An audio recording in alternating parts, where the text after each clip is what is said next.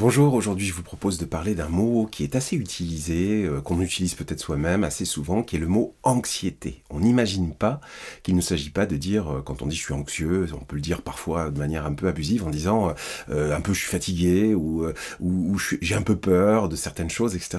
La réalité, c'est que l'anxiété, elle renvoie à quelque chose qui est beaucoup plus profond, beaucoup plus puissant. C'est une sorte de tempête, une tempête silencieuse, une tempête qui va submerger le champ émotionnel et qui peut avoir une dimension invalidante pour les personnes qui sont chroniquement anxieuses. Alors démarrons en disant déjà que l'anxiété, ce n'est pas simplement avoir peur.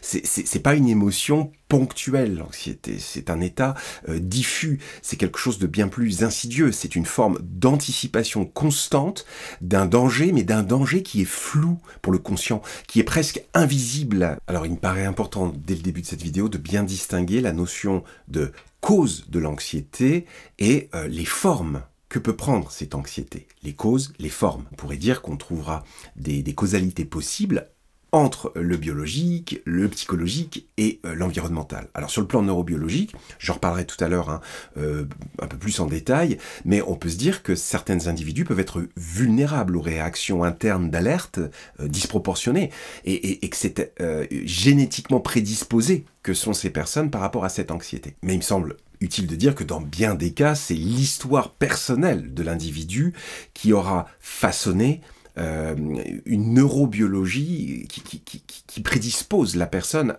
à l'hypersensibilité. C'est-à-dire que l'anxiété, elle est causée par quelque chose de l'histoire de l'individu. Et donc oui, les troubles anxieux, du côté psychologique, ils peuvent émerger chez une personne ayant grandi dans un contexte d'attachement insécure, de parentification, d'hostilité passive, de contrôle excessif sur l'enfant. Enfin, il y a tout aussi, bien sûr, les événements traumatiques ou imprévisibles comme le deuil, la séparation brutale, la maltraitance, les humiliations, les abus sexuels, les violences physiques, etc., etc. Enfin, tout ce qui représente finalement un événement ou des événements qui peuvent possiblement venir perturber durablement le système de stress d'un individu. Et puis, ne l'oublions pas, il peut aussi y avoir des facteurs sociaux ou culturels qui peuvent jouer un rôle central dans l'anxiété.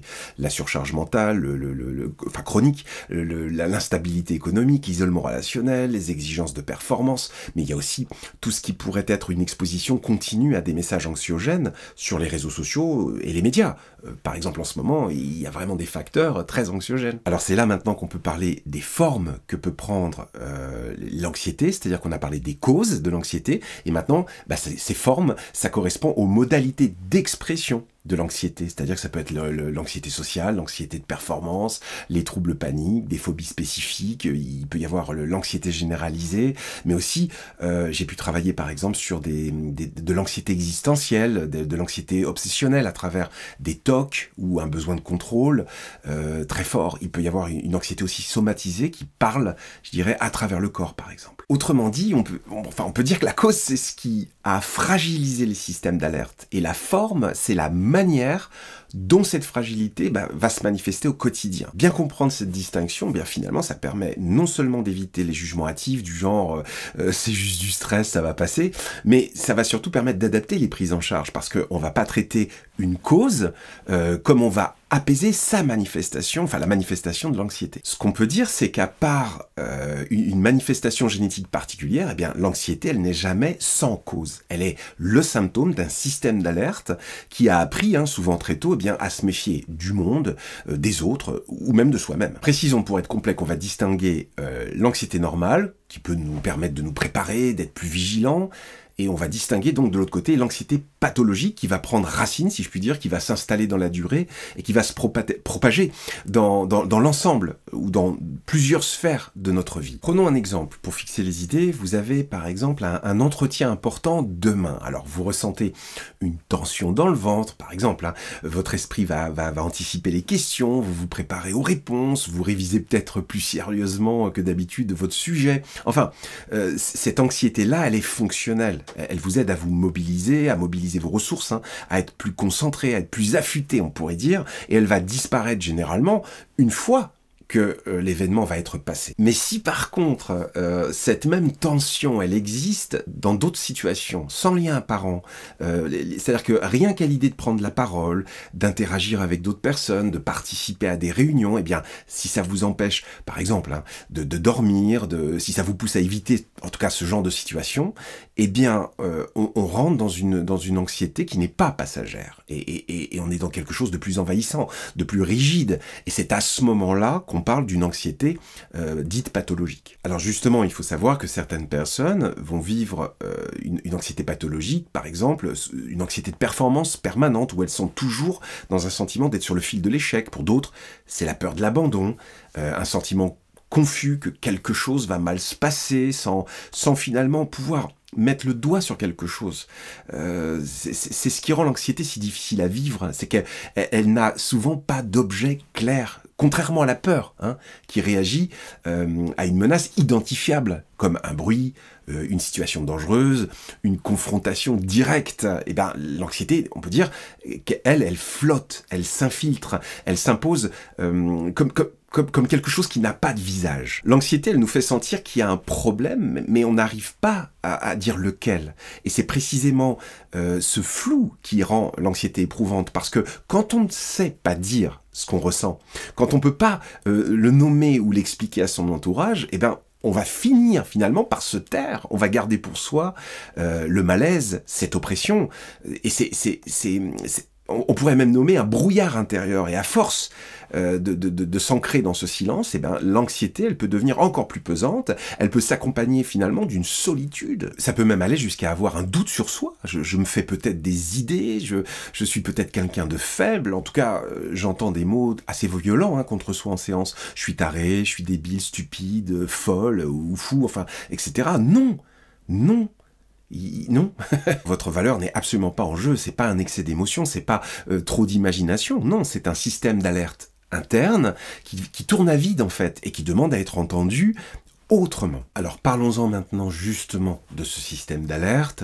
Sur le plan neurobiologique, l'anxiété est d'abord une réponse d'alerte. Voilà, c'est-à-dire que le cerveau perçoit un danger, réel ou imaginaire, et il va préparer le corps à se défendre. Donc c'est une réaction archaïque, hein, je dis toujours que c'est grâce à elle, grâce à cette réaction qu'on a pu survivre face aux prédateurs au cours du temps. Mais voyons plus précisément maintenant ce qui se passe à l'intérieur, hein. C'est-à-dire que tout commence par l'amygdale, c'est-à-dire que c'est une petite structure en forme d'amande qui est située dans le système dit limbique, c'est-à-dire au cœur finalement du cerveau émotionnel.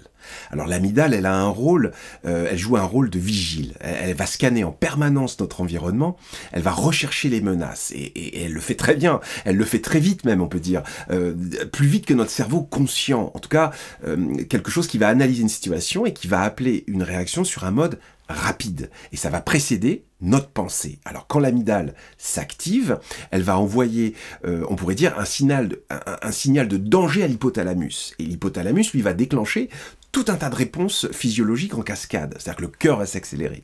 La respiration, elle va devenir plus courte. Les muscles, ils vont se tendre. Le cortisol, c'est-à-dire l'hormone du stress, elle va augmenter dans votre corps. Et c'est une préparation au combat ou à la fuite. Dans une situation ponctuelle, c'est très utile. Mais dans le cas d'une anxiété chronique, eh bien, cette alarme, elle s'active trop souvent, on peut dire, trop fort, sans qu'il y ait une véritable menace. Et c'est là que les choses se compliquent, parce que face à cette alerte émotionnelle, eh bien, il y a un autre acteur important qui est le cortex préfrontal. C'est lui, le cortex préfrontal, qui est chargé, on va dire, de raisonner, d'évaluer la réalité, de dire non, c'est pas dangereux.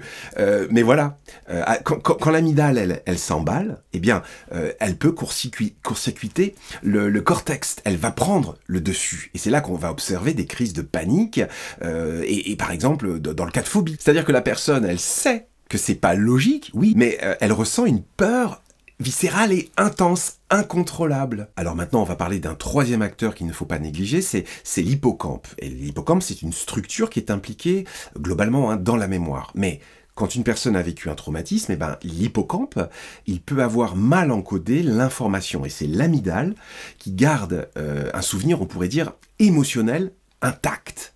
Maintenant, ici, c'est aussi fort qu'à l'époque. Et le résultat, c'est que le corps va réagir comme si le danger était finalement encore là, même des années plus tard. C'est là qu'on pourrait appeler ça comme une boucle anxieuse, c'est-à-dire que c'est un déséquilibre entre 3 zones. Une amygdale hyperactive, qui déclenche l'alerte, un cortex préfrontal qui va être lui sous pression, qui a du mal à raisonner l'émotion, et puis un hippocampe, parfois, souvent débordé par des souvenirs qui vont être mal gérés par lui. Et cette boucle, elle peut se renforcer dans le temps, parce que globalement, plus on s'inquiète, plus le corps se tend, et plus on sent que ça va mal. Et donc, plus on va s'inquiéter. Et plus généralement, plus on vit des épisodes anxieux, plus le cerveau va devenir sensible au danger, comme s'il s'était finalement entraîné à avoir peur. C'est ce qu'on appelle parfois la neuroplasticité négative. Mais restons pas sur cette note négative, la bonne nouvelle, c'est que cette plasticité, elle fonctionne aussi dans l'autre sens. Et c'est là que des pratiques comme la respiration lente, pour ceux à qui ça correspond bien la méditation en pleine conscience, il y a bien sûr tous les aspects thérapeutiques qui peuvent réentraîner, on pourrait dire, le cerveau. C'est là qu'on apprend peu à peu à calmer son amygdale, à redonner plus d'espace au cortex préfrontal, et puis finalement à restaurer une forme d'équilibre intérieur. Il y a des patients qui peuvent par exemple venir pour des douleurs chroniques, pour des insomnies, pour des troubles digestifs, etc., etc. Et ils ne mentionnent pas le mot anxiété. Et pourtant, en creusant, on découvre un niveau de tension insoupçonnée, une alarme permanente chez eux. C'est-à-dire que l'anxiété, elle peut s'exprimer de 1000 manières, des crises de panique brutales, des crises de ruminations incessantes, il peut y avoir aucun répit qui est laissé à l'esprit. Ça peut être aussi des stratégies d'évitement, comme ne pas prendre la parole, ne pas répondre au téléphone, ne pas aller quelque part, renoncer à sortir, ou avoir des gens. Parfois aussi, il peut y avoir des formes plus discrètes, comme je crois qu'on en a parlé tout à l'heure, le perfectionnisme rigide, une obsession de contrôle, une hypervigilance permanente. C'est-à-dire, un jour, il y a un patient qui m'a dit cette phrase, et ça m'a marqué, c'est-à-dire que je ne dors jamais tranquille, parce que même quand tout va bien, j'ai peur que ce soit un piège. C'est par ce genre de phrase qu'on comprend ce que c'est que l'anxiété. Elle est diffuse, elle est constante, elle peut s'infiltrer là où on ne l'imagine pas. Alors maintenant, bien sûr, sans rentrer dans le cadre d'une thérapie, je vous propose quelques moyens de sortir de cette emprise que peut représenter l'anxiété. Alors, il n'y a pas de solution miracle, mais il y a des leviers. Alors d'abord, il m'apparaît essentiel de ramener le corps au centre et au calme. C'est-à-dire que c'est une base pour moi, c'est-à-dire d'éliminer le plus possible tout ce qui peut concourir à être source d'emballement de l'alarme que représente l'amygdale. C'est-à-dire que apprendre à respirer profondément, avec le diaphragme, faire des marches, ou en tout cas de l'activité physique, se reconnecter à son corps, parce que quand le corps se détend, eh bien le cerveau va comprendre qu'il n'y a plus de danger.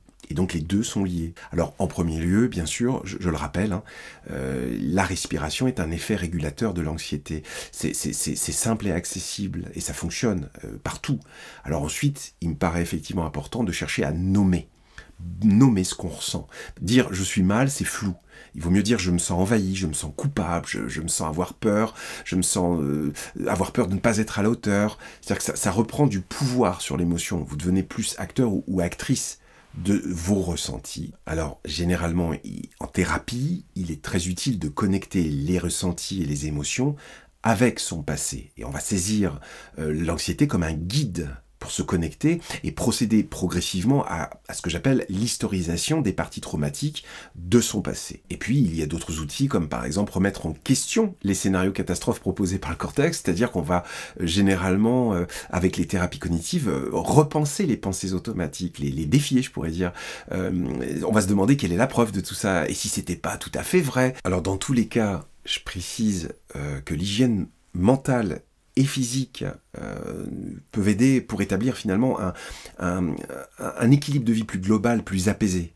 Et donc, toute réflexion sur l'alimentation, sur le sommeil, sur le niveau de stimulation quotidien, sur l'activité physique, eh bien, tout compte, on peut dire. Tout compte, tout peut aider à prendre conscience, par exemple, qu'il est temps de ralentir, qu'il peut y avoir une surcharge. On peut prendre conscience qu'en fouillant un petit peu notre rythme de vie, on va déceler des stratégies pour apaiser l'anxiété qu'on a mise en place. C'est-à-dire que de manière non réfléchie, on a essayé de contourner par la fuite ou autre l'anxiété. Par exemple, ça peut être un ou deux verres de vin, ça peut être une bouteille de vin, ça peut être 4 heures sur les réseaux sociaux à scroller, ça peut être 5 heures de jeux vidéo. Enfin, il existe de multiples formes et des stratégies d'évitement de l'anxiété.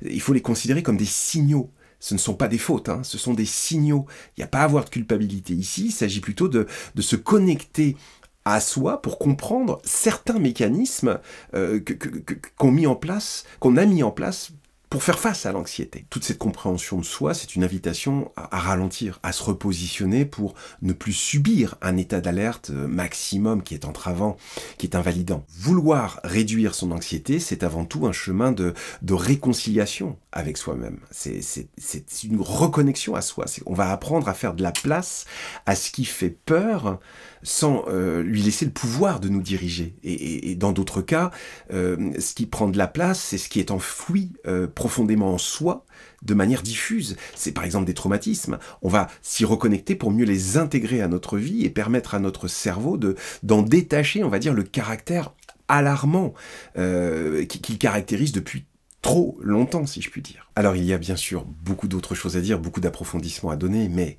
j'espère qu'au terme de cette vidéo, l'anxiété est quelque chose de plus clair pour vous. Vous savez la différencier maintenant avec la notion de peur ou de stress. Et puis à ce stade, il me reste à vous dire à bientôt pour la suite.